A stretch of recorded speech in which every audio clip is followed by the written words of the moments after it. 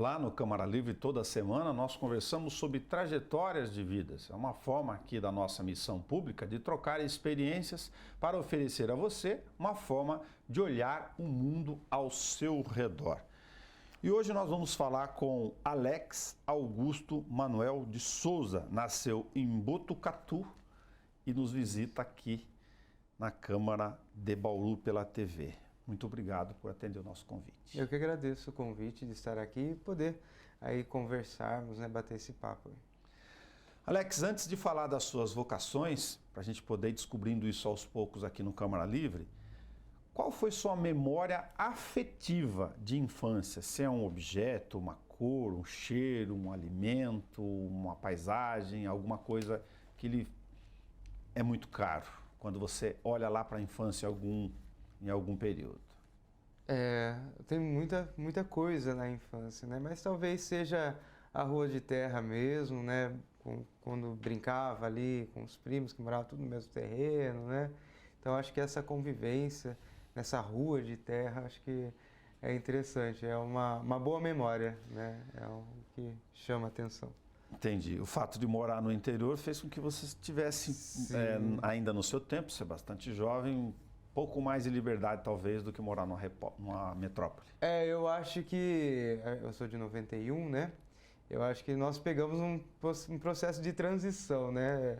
A gente pôde viver as brincadeiras de rua, né? Mas passamos pela transição da informatização também, né? Então nós pegamos, acho que esses dois períodos. Graças a Deus pegamos esse primeiro ainda. Será a fase transitória mesmo, entre o analógico saindo dele para o digital completo isso aí. Mesmo. A entrada da popularização, né, do computador, da internet, que era tudo novidade ainda, pelo menos, né, de modo popularizado. Então foi uma passagem, né? Foi uma passagem mesmo de época.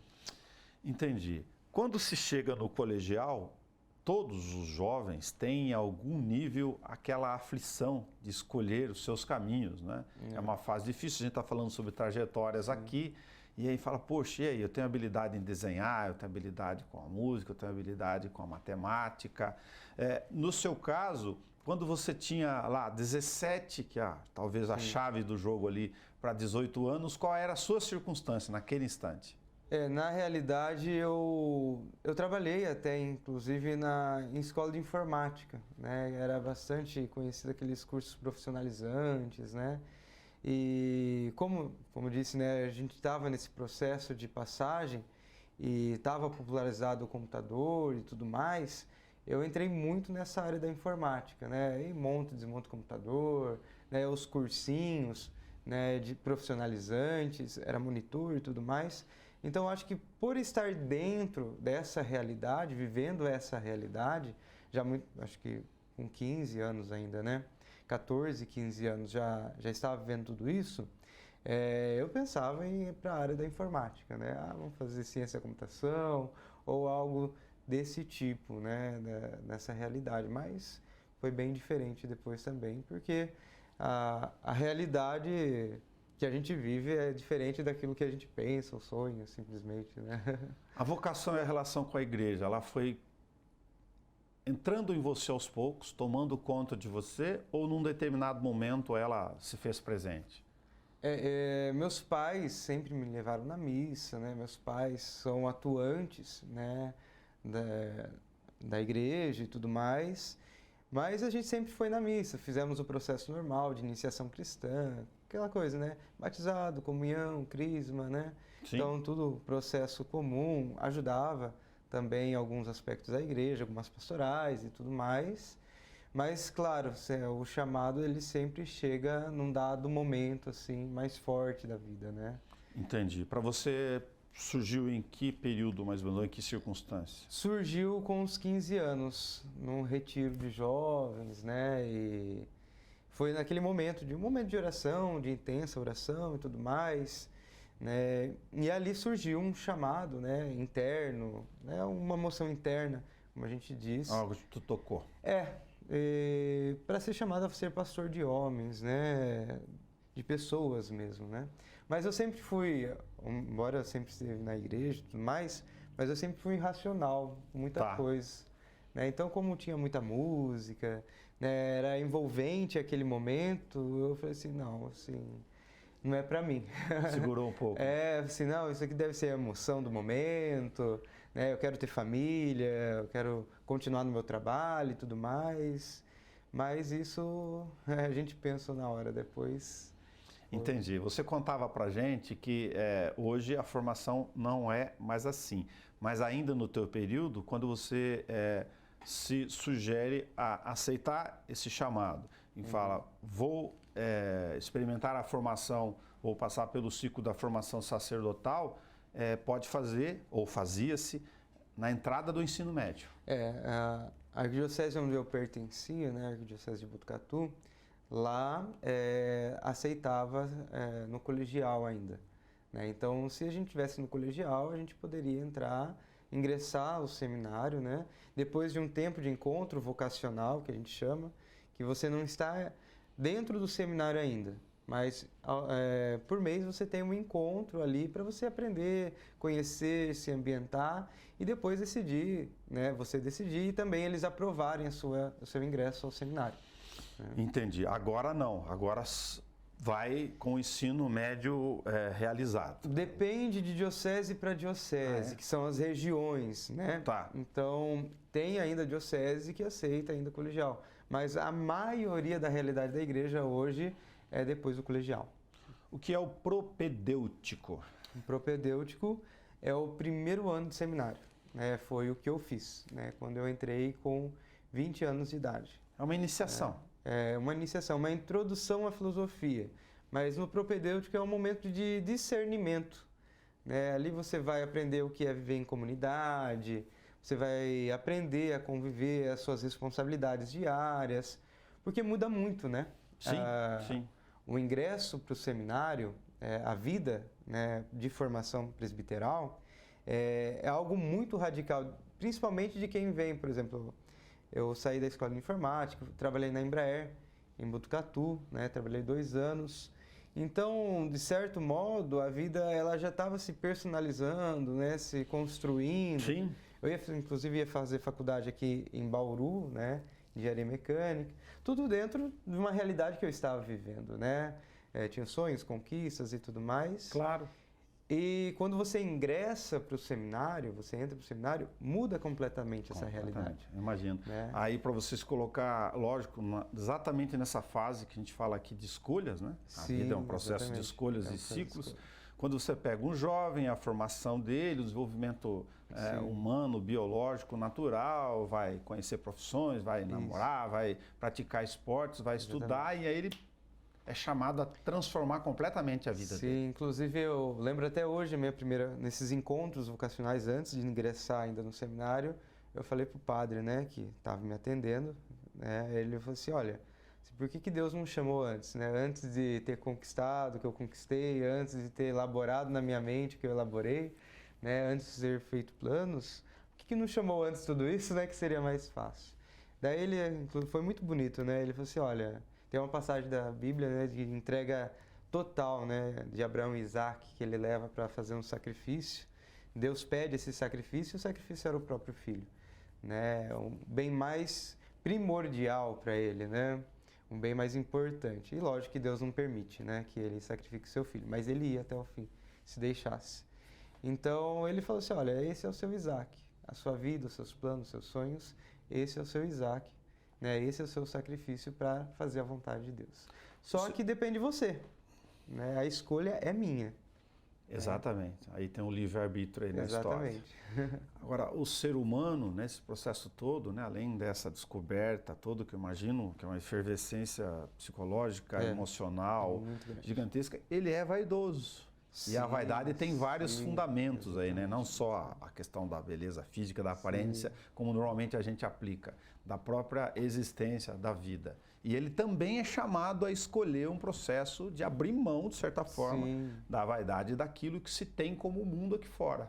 Existem as renúncias, né? Porque a vida do padre, né, ou já dentro do processo vocacional, presbiteral, né, ele já vai exigir de você algumas renúncias. Então você vai ter que sair do seu trabalho, né? A gente vive já dentro do seminário a castidade, ou seja, o celibato, né? Então, a sua certa independência financeira também, porque você trabalhava, você gerava, né? Sim. Então, isso também você não vai ter dentro do seminário, você vai ficar Vou trabalhar, mais para uma profissão, sustento, exatamente. casa, um carro. Então, carro, exatamente. Tinha um carrinho que eu amava, meu carro, né? Mas olha, entre parênteses aqui, né? Eu tinha um som nesse carro, aqueles som? que tremia tudo. Tá. Era o mais, para mim foi mais difícil o som do que o carro. Né? Porque tava naquele tempo de jovem, Batia o subwoofer lá. É, exatamente. Então, é um processo não só profissional, mas humano também, né? Sim. Porque eu entrei com 20 anos, é um pouco mais tarde, normalmente, assim, um pouco menos, né? Hoje, mais ou menos com essa idade mesmo, mas antigamente entrava com menos idade. E aí, nesse processo de maturidade e maturação, né, das duas coisas, qual é o tempo do período da formação? Normalmente, né, pode variar um pouquinho de diocese para diocese, mas normalmente é o propedêutico. Daí você faz a primeira faculdade, né, que é a licenciatura em filosofia, e depois você faz mais 4 anos de teologia, que é bacharel em teologia. Terminando isso, você é ordenado diácono, dentro de 6 meses você é ordenado diácono, e depois dentro de 6 meses ou mais, né, depende do bispo, você é ordenado padre. Tá. Então aí nós temos 4, 5, 6, 7, 8, 9, 10 anos. 9, 10 anos, de 20 até 30 aí num percurso, uma fase, lógico, todas são importantes, fundamentais da vida. Mas tem um tempo de maturação, eu me ofereci para a questão do chamado vocacional, mas eu preciso ver se isso vai se desenvolver plenamente em mim. Nós dentro do seminário, né, existe um apoio psicológico, então nós temos atendimento psicológico e a direção espiritual. Tá. Né? E nós temos dimensões formativas, né, dentro do seminário, que é a dimensão espiritual, né, com certeza, a pastoral, que a gente fala que é o trabalho, né, nas paróquias, comunitário, então como viver em comunidade, tem a dimensão afetiva, que também trabalhar a sua sexualidade, trabalhar as suas amizades, todo esse âmbito também humano. Sim. Né? Então existem essas dimensões para você entrar dentro dessa maturação. Porque, como eu disse, é uma mudança radical e existe um objetivo, né? Então, são dadas as ferramentas para que você possa se desenvolver dentro dessas áreas. Porém, a gente fala assim, o seminário oferece todas essas ferramentas, mas a prática mesmo e o desenvolvimento é pessoal. Sim, né? sim. Pessoal. Imagino. Quando se fala de estudar 3 anos de filosofia, né, no magistério, eu tive a sorte de ter filosofia no ensino médio. Né? Não sei se todo mundo tem plenamente, hoje ainda sei lá uma aula esparsa. A gente está falando de quase todas ou as maiores fases do estudo da filosofia mesmo, da antiga, medieval até a moderna, contemporânea? Antiga, medieval até a contemporânea. Sabe que uma curiosidade, eu sempre gostei de filosofia. Eu tive um bom professor de filosofia na escola.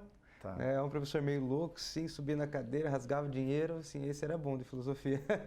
Né? E lá eu já consegui gostar, né, da filosofia, dessa área, mas a gente sabe que no nosso mundo, quando a gente está trabalhando ou tem que desenvolver a nossa vida, para mim, para fazer filosofia, para mim não era viável, né? Tá. No sentido profissional. Entendi. Então a gente foi para um caminho profissional mesmo que poderia gerar e ajudar, né? E depois assim, bom, quando tiver um tempo daí eu faço filosofia. Mas Deus nos colocou em outros caminhos, né? Então a faculdade de filosofia, eu sempre comento que ela é uma desconstrução de nós mesmos. Para mim, pelo menos foi, né? Como eu mergulhei muito nesse tempo da filosofia, para mim foi um processo de desconstrução. Desconstrução em que sentido? Isso. Em todos os âmbitos. E não se assuste, até da fé. Né? Desconstrução, talvez, de um romantismo que a gente traz, né? Algo que é bonito, que é, assim, belo mesmo, mas que às vezes precisa ser desconstruído para ser reconstruído de modo mais fundante, com mais base. Tá. Também no âmbito humano, né, das ideias que nós trazemos, às vezes de casa, daquela simplicidade também, e que a gente precisa também, né, crescer, né? Eu não gosto de falar da palavra evoluir, porque eu acho que é muito arrogante com aqueles que, né, passaram por todas as experiências, que são às vezes muito mais evoluídos que nós. Se desenvolver, né? Talvez? Talvez um desenvolvimento, né, ou uma ampliação, melhor, uma ampliação, né, do nosso pensamento, do nosso senso crítico com as coisas, ainda mais quando a gente é jovem. Bom, eu tenho 31 anos, mas assim, quando a gente é um pouco mais novo, a gente é um pouco mais revolucionário, então a filosofia traz esse aspecto também de pensar, refletir, questionar, né? Então é um processo necessário. Agora, quando a gente pega e estuda a base da dialética e da antítese, por exemplo, a gente começa a ficar, no bom sentido, maluco. Você desenvolve uma tentativa de capacidade de negação da tese e da antítese, né? E de formar outra tese, de argumentar, que você tem mundos infinitos aí. Como é que vocês lidam com a dialética, por exemplo? Não, primeiro, acho que a maior dialética e a maior, às vezes, dificuldade é que, como eu disse, a gente entra para ser padre, né? Com um ideal de ser padre, tem um ideal de igreja e tudo mais. E quando você entra na filosofia, existe confronto. Com autores, inclusive. Com autores. E confrontos com a própria fé. Com a própria fé, ou com aquilo que você traz de fé para você, né? Ou aquilo que você construiu como fé para você, né? Então, existe essa, às vezes, no ingresso do seminário, se não tiver essa maturidade de conversar com o filósofo, sem preconceitos, né? Antes de ver o que ele está falando, ver a sua ideia, se não existir essa dialética também pessoal com o filósofo, a gente não consegue desenvolver também a filosofia. Então existe ali, no começo da filosofia, eu não gostava muito, né? Lógico que existem confrontos, mas no sentido que me questionava em tudo aquilo que eu pensava, tanto humano quanto de fé, né? Então tem que ter essa dialética, né? Para isso expandir para o mundo também, né? E aí eu falo da filosofia, né, sem nenhuma presunção, mas apenas como citação, também nesse campo mental de poder raciocinar e tentar apreender mais sobre as formas de conhecimento, para não ficar uma repetição de reserva de conhecimento, né? Eu conheço bem Sartre porque li todos os livros do Sartre, então aí eu uso isso como uma reserva de conhecimento para me impor sobre o outro, por exemplo. Na verdade, essa é uma tentação de todos os professores, né? Eu acredito que seja um ideal, mas eu acho que quem passa pela filosofia dificilmente consegue se desvencilhar do seu autor preferido. Mas é importante você, por exemplo, alguns podem dizer, né, assim, bom, ele é um padre, ele vai ficar mais na antiga, talvez principalmente fundamentar tudo na medieval, né? E de fato, né, isso com certeza nos chama mais atenção no sentido de que quando a gente vai para a filosofia, a gente vai ter como base os filósofos da antiga, os filósofos da medieval, Santo Agostinho, Santo Ambrósio, São Tomás de Aquino, que foi um dos maiores doutores, né, entre a filosofia e a teologia. E não tem como nós descartarmos isso, né, porque existe filosofia, metafísica e tudo mais em cima disso. Mas quando eu quero dialogar com o mundo, não tem como eu fugir da moderna e principalmente da contemporânea, né? Então, se eu ficar alojado somente nos autores da antiga medieval, que são mais atraentes para nós, né, nesse sentido de fé e tudo mais, eu não consigo conversar com o mundo que está vivendo hoje talvez uma filosofia moderna contemporânea. Aí você pega mesmo sem saber, né? Aí você pega um iluminista, para citar aqui apenas como superfície, onde o ser tem um protagonismo sobre as coisas, né? Isso. Você começa a colocar confronto nas relações do que você pensa. Se você vê as pessoas hoje, o mundo hoje, a falta de sentido que nós encontramos muitas vezes, né? E isso está cada vez mais em alta, né? A solidão, a angústia, né? Hoje cada vez mais você encontra pessoas angustiadas, né? Se você não tiver se você não olhar para Sartre, se você não olhar para Heidegger, que vai questionar isso, essa falta de sentido, que vai falar que nós somos um ser aí, né? Que vai falar que nós nascemos para a morte. Então, se eu não olhar para isso, que é pesado, Exato. que O que eu estou fazendo aqui, né? Exatamente. Se eu não olhar para esses também, que vão fazer esse questionamento, né? Não tem como trabalhar a atualidade. E eu olho com a luz dos antigos, né? Com a medieval, que vai para nós, católicos, que vai trazer um sentido, que vai trazer um consolo dentro dessa realidade, né? Fazer um recorte, depois a gente volta nisso que é importante, Sim. na questão da comunicação, o trabalho que você fez. Se olhar esses teóricos hoje, né, que estudam a individuação e a individualização dentro do uso, por exemplo, das tecnologias, da ferramenta, né, que ela acaba talvez colocando as pessoas numa falsa ideia global, estão dentro de bolhas, né, processadas num controle cibernético gigantesco, e dentro de casa. E, ao mesmo tempo, uma ferramenta sensacional para poder fazer com que pessoas em lugares distantes geograficamente se conversem ou se acessem. A gente vive uma dualidade, né?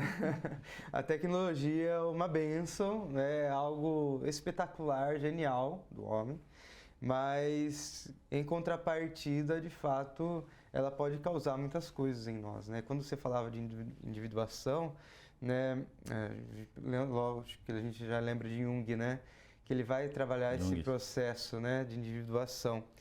E essa espiritualidade, que não é religiosa em si, né, mas essa espiritualidade de que ele vai falar do encontro o encontro de si mesmo, né, do eu, né, e o quanto nós estamos com a tecnologia. Nós não vamos demonizar, a gente vai, né, correr para isso. Mas o quanto este mundo que nós criamos, que é o mundo virtual, né? Porque nós criamos o mundo. Sim. Nós temos um mundo criado, né? Nós acreditamos criado por Deus, mas também regido pelas leis, pela moral, pelas virtudes e tudo mais, que hoje está um pouco, como diz um padre muito conhecido aqui em Bauru, hoje é bispo, né? O Dom Rins. Nós estamos vivendo um mundo cinzento, não é mais preto e branco, não é sim ou não. É ou, né? Então, não é mais tão claro, tudo tão claro, tão certo, né?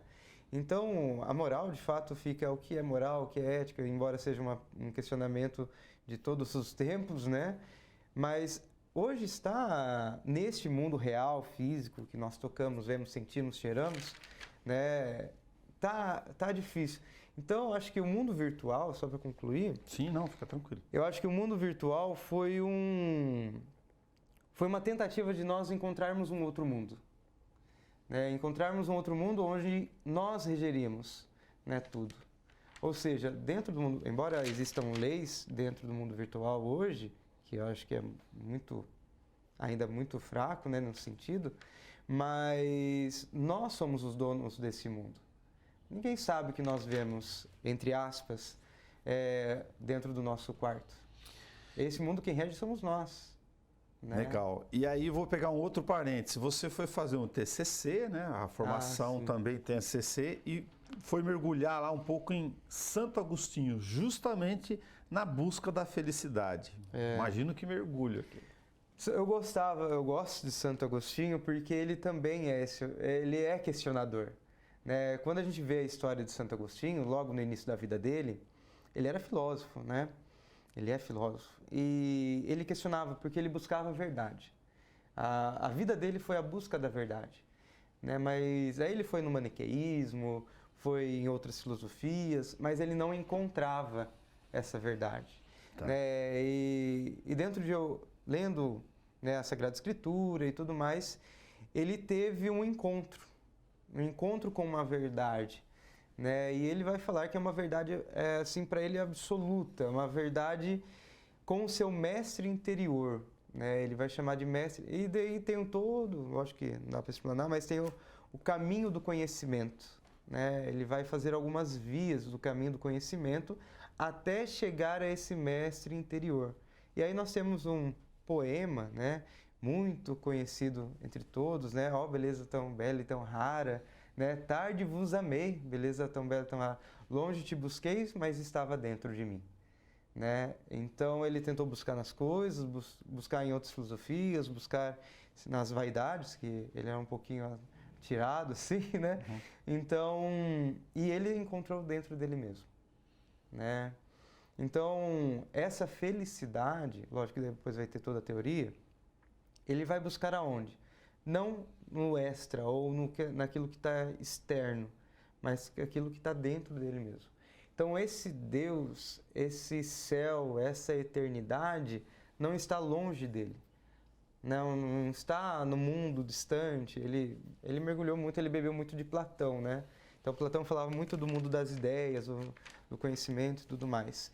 E ele trouxe esse mundo para dentro dele, né? Onde esse Deus estava dentro dele. Então, ele trouxe Deus para perto, né? Vamos dizer assim. E essa felicidade está, ele vai dizer, né? Só é feliz quem reconhece e acha essa verdade, né? E para ele, como a verdade era Deus, a felicidade, consequentemente, era Deus. Padre, você usa muito as redes sociais para se comunicar. Muito. Aliás, isso é uma presença cada vez mais constante. Tive o prazer de ser convidado para participar de um encontro de comunicação, mas lá já tem uma estrutura entre as paróquias, tem uma organização de comunicação social, inclusive. Isso. Aqui na Diocese de Bauru, mas todas as dioceses desenvolvem esse trabalho, né? Que é o setor comunicação social, que é uma estrutura, né? Nós temos coordenação, eu estou como assessor, né? Temos os coordenadores e a equipe. Cada um na sua função, ou alguns alimentam o Instagram, outros o Facebook, né? Outra equipe para fazer as artes e tudo mais, outros para vídeo, foto.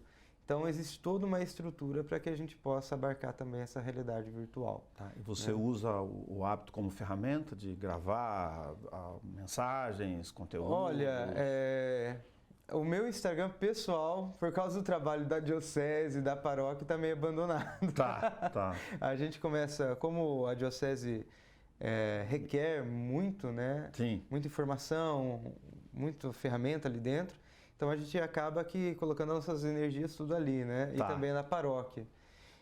O meu pessoal tá lá, mas está mais quietinho ali. Entendi. E o Instagram hoje é mais para vídeos, né? E os curtinhos lá. A gente do que folder e tal. Acho que como todo mundo, o investimento está sendo maior no Instagram, né, e tudo mais. Mas tem muito ainda o que crescer, né? A igreja, ela tem as suas ferramentas de grandes mídias, né? Temos os canais católicos, né, que a gente conhece bem, que são grandes empresas de fato, Sim. que fazem grandes comunicações. Porém, é necessário essa comunicação paroquial, não vou falar nem de diocese, porque a diocese já abrange uma grande região. Vamos falar de paroquial.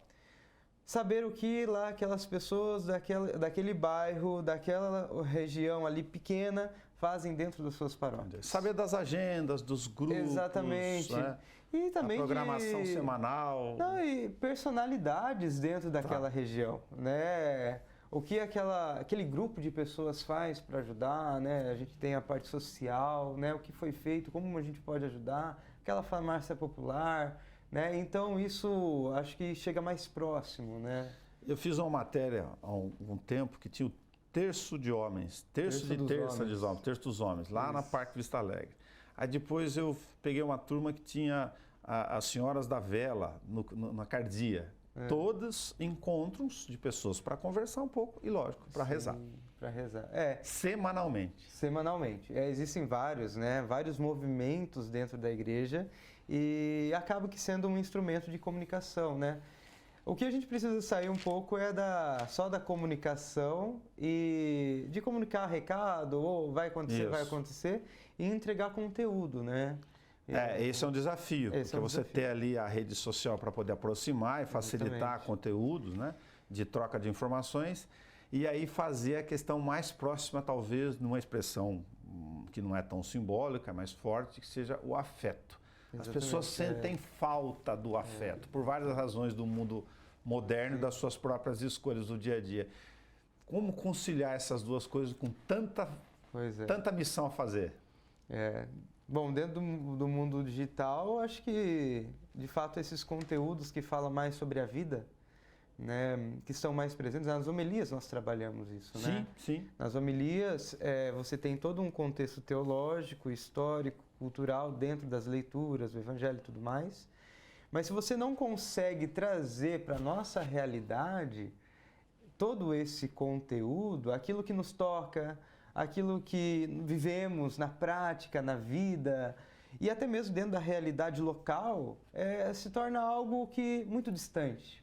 Então, o desafio, né, para nós padres, mas também para quem está à frente, né, dessas associações e também dentro das pastorais, o desafio é esse. Sim, trazer aquilo que nós temos. Graças a Deus tivemos a possibilidade de ter essa bagagem e por obrigação, se você está lá na frente, você tem a obrigação de saber isso. Sim. Né? Mas trazer essa realidade para aqueles que querem sentir. Nós sabemos, eu tenho algo muito real assim dentro, que as pessoas são extremamente sensoriais, né?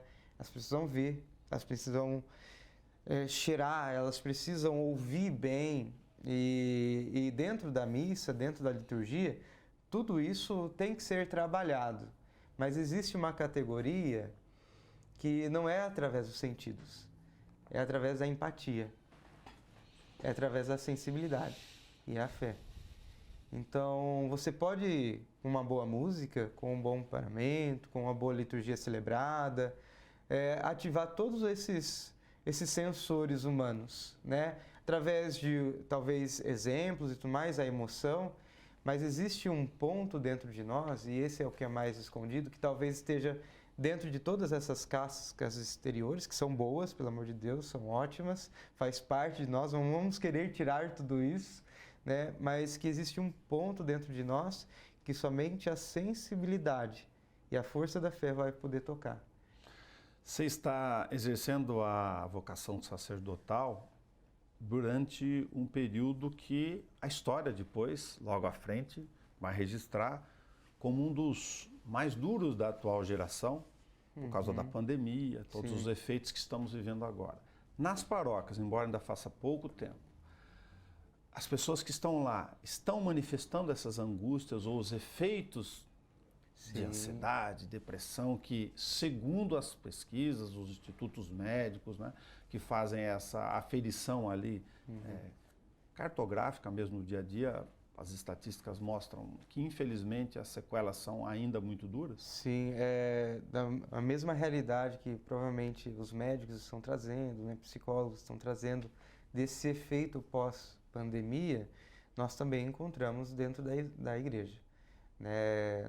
Nós atendemos todos os dias pessoas, né? E a gente percebe o quanto afetou, né? Essa, lógico, psicológica e tudo mais, mas também a fé, né? No sentido de... Porque eu sempre falo, a gente é integral, é corpo e alma. Né? Se o nosso corpo não está bem, a nossa alma também vai responder. E se a nossa alma não está bem, o nosso corpo responde. Né? Então, não é que é menos fé ou mais fé, né? Mas algo foi tocado ali, dentro da sua particularidade humana, mas que em conjunto afeta também a área espiritual. Então, vai ter que trabalhar esses dois aspectos aí. Muito legal. Quando você não está dentro da vocação, com todas essas atribuições, você gosta do quê? Um livro, um filme, cantar, tocar, outra coisa? Quando eu não estou dentro das atribuições, eu gosto de descansar. Mas eu gosto muito de cozinhar, embora hoje eu sempre fui muito, né, na época do seminário de academia e tudo mais, então hoje eu tento manter, embora dentro da pandemia desandei bastante nesse sentido, tudo, me perdi um pouco, mas estamos retomando. Mas eu gosto, na verdade, de estar com outros padres, amigos, né, principalmente. Nossa folga de segunda-feira marca bem isso, quem está ouvindo, né? Nossa folga é de segunda, né? Então, a segunda-feira a gente tenta, né, como a gente guardar para o descanso. Guardar realmente para o descanso, para viajar um pouquinho, né, passear um pouquinho, sair com os outros padres amigos, né, ou visitar a família, mas é mais ou menos por aí. Legal. Uma questão rápida aqui, mas aleatória. São Tomás de Aquino ou Santo Agostinho? Olha, essa é uma briga grande, hein? Eu sou agostiniano. Eu gosto. São Tomás é maravilhoso, é espetacular, mas, bom, eu sou suspeito. Meu TCC da filosofia foi Santo Agostinho. Porque Nossa Senhora da Assunção, aqui é uma coisa que ninguém quase, ou poucos dominam no dia a dia. Nós De sabemos... Aparecida, apareceu uma Sim. Aparecida, de Fátima, Tá, em Fátima, bem Portugal. próximo. Assunção não tem a ver com isso. A gente tem os títulos de Nossa Senhora, tem mais de 1000 títulos de Nossa Senhora, né? Que se varia por causa da sua aparição de fato, né? Agora, a Nossa Senhora da Assunção, né? Ela é um dogma da Igreja. O que é um dogma, né? De modo muito rápido, né? É uma verdade de fé. Não é que alguém inventou, né? Assim, não, ó, eu penso isso, pum, né? vamos estipular como um dogma. Não. Através dos estudos da Sagrada Escritura, daí volta filosofia, teologia e tudo mais, foi identificado uma revelação, né? Dentro daquilo que Cristo trouxe, foi identificado que existe um dogma. E esse dogma, em específico de Nossa Senhora, era dela ser assunta aos céus, ou seja, ela foi levada, né, de corpo e alma para os céus. Subiu aos céus. Subiu aos céus. O único quem está assim, primeiramente, para nós na teologia, é Cristo Jesus. Né? Ele que está em corpo, alma e divindade nos céus. E agora, Nossa Senhora, por graça, não por ela mesma, mas por graça. Aí são 4 dogmas. São 4 dogmas. Nós temos a Assunção, né? Nós temos Santa Maria, Mãe de Deus, né? Que daí tem toda uma teologia para entender também.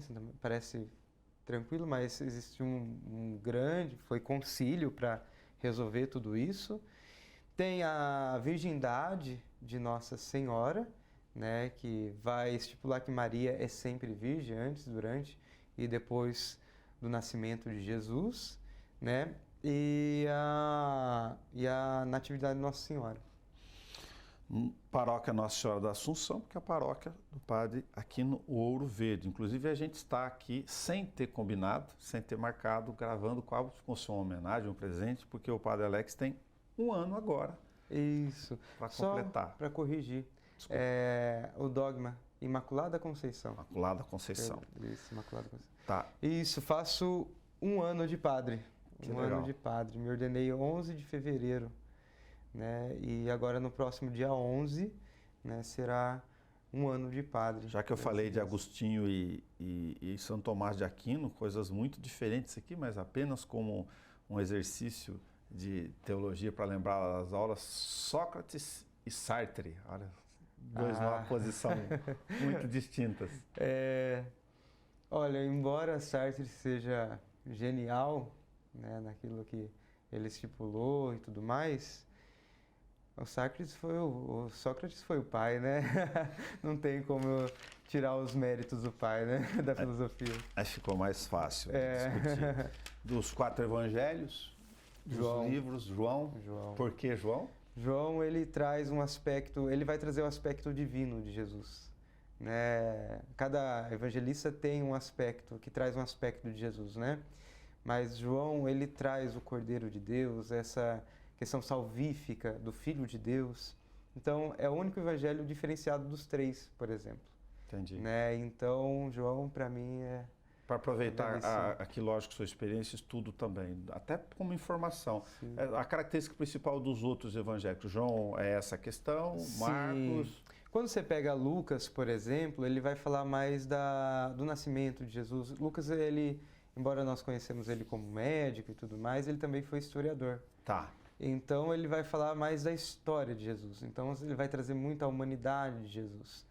Mateus, você vai ver que ele vai trazer os aspectos mais judaicos de Jesus. Ok. Mais cultural.